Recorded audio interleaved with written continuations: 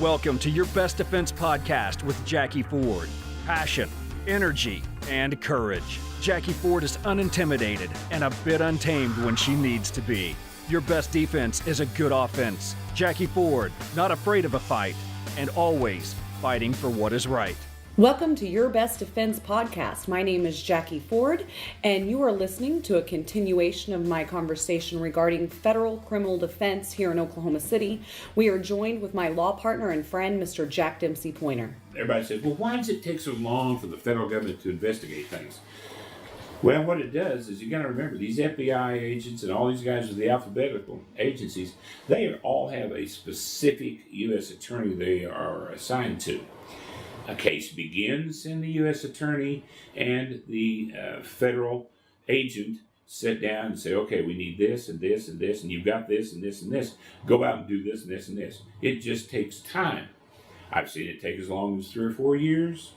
No investigation. The investigations where the person comes in and they catch a bank teller with a $20 bill in their hand, that's the extent of the investigation? No. For instance, on the Oklahoma City side, an Oklahoma City police officer stops somebody, writes him a ticket, looks at his car, sees a joint. That investigation is over right then. And then you go to court, it may take 2 or 3 years to conclusion. This is just the opposite. The federales will take their time, investigate this person. This could be a larger embezzlement than just $20. They'll go out to the casinos and they'll see if this person has a player's card. And if they have a player's card, how active were they? You will be shocked that people use those player cards like they're crazy. It's just a complete history of their gambling history. And they're just giving the evidence over to the government. Here it is, with a nice little pretty bow. That might as well just be talking straight to the agent. So they continue their investigation. They do all that kind of things, because they got to make sure. They got to come up with an exact amount of money that is missing. And believe me, every dime, dollar, $100 bill that is missing or has been misplaced, whether this person did it or not, is all going to get thrown on that person. So they may think a $20 deal, and it may turn into several $100,000. You never know. Anyway. And they back it up because they got all these gambling records where she's going out and gambling and she's only making $10 an hour, that kind of thing. So the feds tend to really get their act together early on. They get their case ready to present, and when they indict or when they charge by complaint, they're ready to go. A complaint is usually charged, as I say, it's supported by affidavit, but it's when something immediate is happening. And the person may flee the jurisdiction or feel like they're going to commit more harm or something like that. They'll take these people into court with an affidavit. They will be arraigned. And it's a very strange thing. Is the government, when you go to in front of a magistrate in any federal court in the United States, and that's one nice thing about it, it's very easy to practice in Kansas, Texas, any place, Nebraska, Minnesota, New York. It's all the same rules and procedures. And by golly, in federal court, they hold you to those rules, unlike state court. Isn't that right? Yes, continuances have to be completely written with an accompanying order. Well, it doesn't come with that good old boy system either, that I know the judge and we go golfing together and I had lunch with his secretary. There's none of that favoritism. There's none of those relationship buildings. I mean, the relationships are important, but when you're in front of a federal court judge in Oklahoma City, you're held to a level of standard of anybody else that would walk in that courtroom. To give you an example of how powerful a federal judge is, we have examples right here in Oklahoma City. A federal judge took over the Oklahoma City school system and desegregated it. A federal judge right here in Oklahoma City took over the Oklahoma Department of Corrections and ran the Corrections Department. A federal judge in Tulsa took over the Department of Human Services, their foster care unit and so on and so forth, and ran it. Now think about it. One man. Or a woman. or woman. And by God, we've got some good federal court judges that are women, I might add. Yes, we do. They've taken me to school a couple of times. Well, it's a long schooling process, I might Yes, add. it is. That's okay. One man or woman has actually got the power and authority to affect the lives of hundreds of thousands of people. Whether they are people who are being served by that state agency or whatever. That's an awful lot of responsibility and power to invoke in one person. That's why they go through an extremely hard and difficult vetting process in front of the United States Senate. They say up in Washington it's all politics. I'm sorry, I want somebody that I know a little bit about who's I'm going to be standing in front of. We're going to be standing in front of Absolutely. I want to know something a little bit about them. Those Senate hearings are public and it's all printed and things of that nature. Once you're arrested, you come from a magistrate. The comparable thing in state court of a magistrate is a special judge. A magistrate is hired for a specific term. We used to have a magistrate in Lawton, Enid, several other places, but we don't have them there anymore.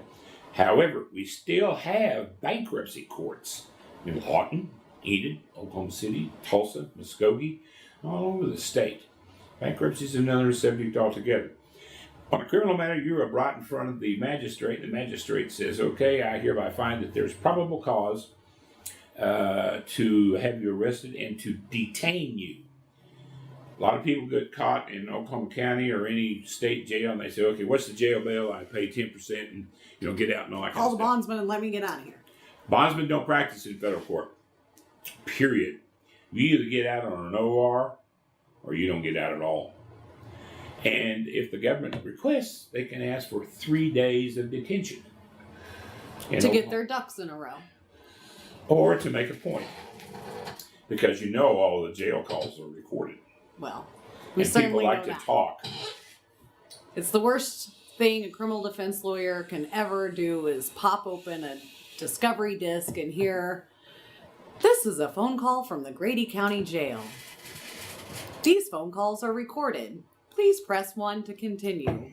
And the next voice is oftentimes our client saying or doing something he shouldn't be saying. I didn't do that deal. And I'm going to let me do my little segment. This is Jack Dempsey Pointer and Jacqueline Ford. And we have you on a conference call. This is an attorney-client relationship. This is an attorney-client conference, and it is therefore confidential. I had no choice to speak to my client other than to be forced to press button number 1. I hereby revoke the right of the state to record my phone conversations. Do you agree to, Mr. Jones? Yes, I do. Please press 1, Mr. Jones. But anyway, they can hold you for 3 days without bond. Up to 3 days. Then when you come back in, if you're not indicted and you're proceeding by complaint, then you have a right to a preliminary hearing, which means one of the alphabet agency guys gets up there and says what everybody else said. And the second thing is, are you a continuing threat to the community or a flight risk and need to be detained further without bond until this matter is over? Pretty high burdens on both of them. The nice thing about it is the hearsay swings both ways. We can make proffers. Proffers. We can make proffers. And that, by the way, Ms. Ford, is not a federally recognized word in criminal defense.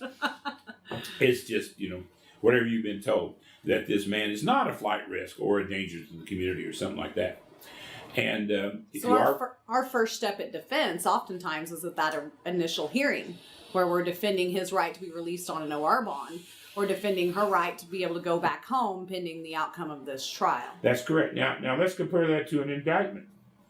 An indictment is given by a jury of 16 to 23 citizens of Oklahoma who meet for 6 months at a time to hear evidence from a prosecutor, all by the prosecutor. No cross-examination, no any type of spin or anything like that. Nobody's there to challenge the evidence that's being presented. That's absolutely correct. Sounds fundamentally unfair. Well, and it's really kind of strange when you say it's fundamentally unfair, because the unusual thing about it is the founding fathers thought it would be our protection of the government. Now it's turned into being used as a club against our clients. Usually in that situation, somebody has received a target letter from the U.S. Attorney's Office. You are the target of an investigation. That means you got a target on your back and you are who they're coming after. We hereby give you this opportunity to come in and spill your guts and throw yourself at our mercy. And let's just stop right there. Maybe that's the first time you need an Oklahoma City criminal defense lawyer, when you open that target letter.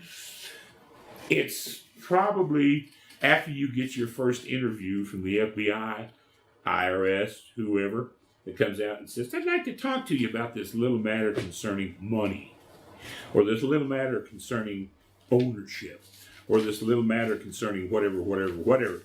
And you go, I just didn't, you realize that, but I have just talked to the FBI and I wasn't even Mirandized. Voluntary conversations with the FBI. So I say again, we received that target letter, and it's time to call an Oklahoma City criminal defense lawyer. Actually, the time you need to call an Oklahoma City criminal defense lawyer, Miss Ford, is when they're out there saying, can I just talk to you for a minute and let you explain about this? Stop talking to the alphabet agencies. You have a right to remain silent. Exercise it. You have a right to a lawyer. Exercise it. Thanks for listening to Your Best Defense Podcast. If you need a passionate, energetic, and unintimidated defense attorney, contact Jacqui at FordLawOKC.com or call 405-604-3200. Remember, your best defense is a good offense. Jacqui Ford, not afraid of a fight, and always fighting for what is right.